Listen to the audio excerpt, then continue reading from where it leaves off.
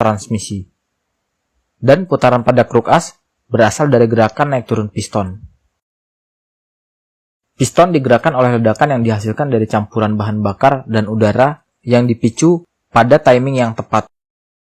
Jadi, agar roda dapat berputar, diperlukan beberapa syarat agar piston dapat digerakkan untuk mendorong kruk as, yaitu campuran bahan bakar dengan udara, pemicu, dan kompresi.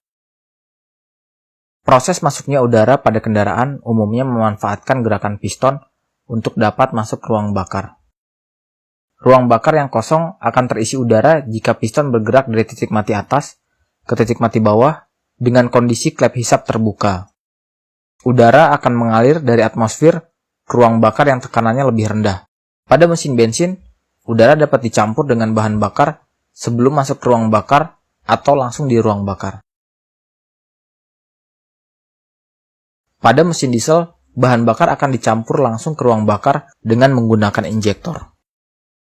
Jumlah bahan bakar yang dicampur dengan udara tidak boleh kurang dari batas tertentu agar pembakarannya tetap dapat mendorong piston.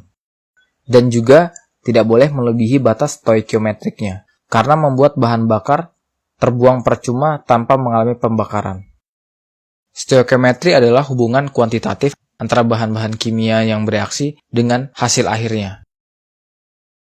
Mesin bensin memiliki perbandingan stoikiometrik ideal 14,7:1, yang artinya 14,7 minimal massa udara harus dicampur agar satu massa bahan bakar dapat bereaksi secara sempurna.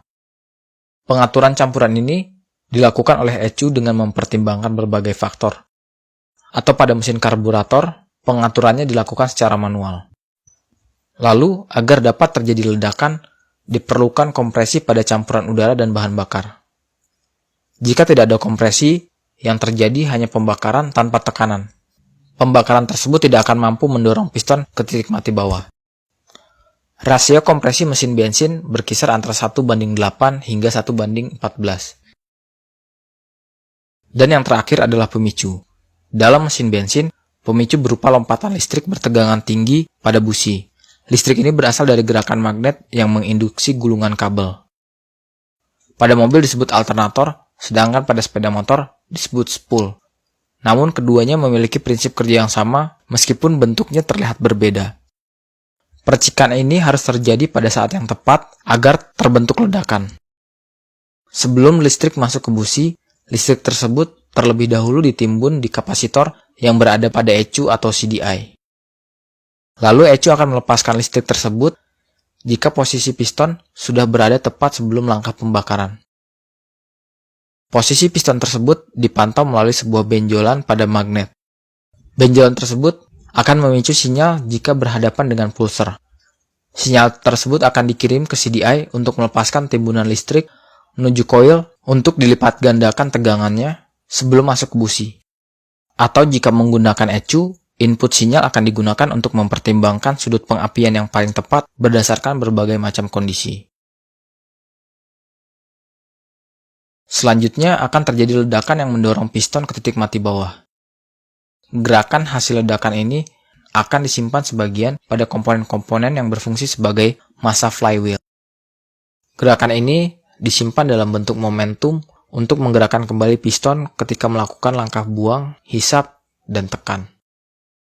Jadi agar mesin dapat menyala secara terus-menerus, keempat hal ini yaitu bahan bakar, udara, pemicu, dan kompresi harus terjadi bersamaan. Untuk memulai mesin agar dapat menyala, hal yang paling penting adalah dengan menggerakkan kruk as. Kruk as yang berputar juga akan menggerakkan magnet untuk menginduksi gulungan kabel atau spool agar menghasilkan listrik. Magnet yang berputar juga akan memicu pulser untuk mengirimkan sinyal ke ECU agar melepaskan listrik menuju busi. Untuk dapat memutar kruk as dapat dilakukan secara manual, misalnya dengan menggunakan kickstarter atau mendorong kendaraan. Bisa juga dilakukan dengan menggunakan bantuan dinamo starter. Jadi jika kendaraan tidak dapat menyala, salah satu dari keempat hal inilah yang dapat diperiksa secara bergantian. Sekian dulu videonya, semoga waktu Anda bermanfaat. Jangan lupa untuk komen jika ada yang salah. Wassalamualaikum warahmatullahi wabarakatuh.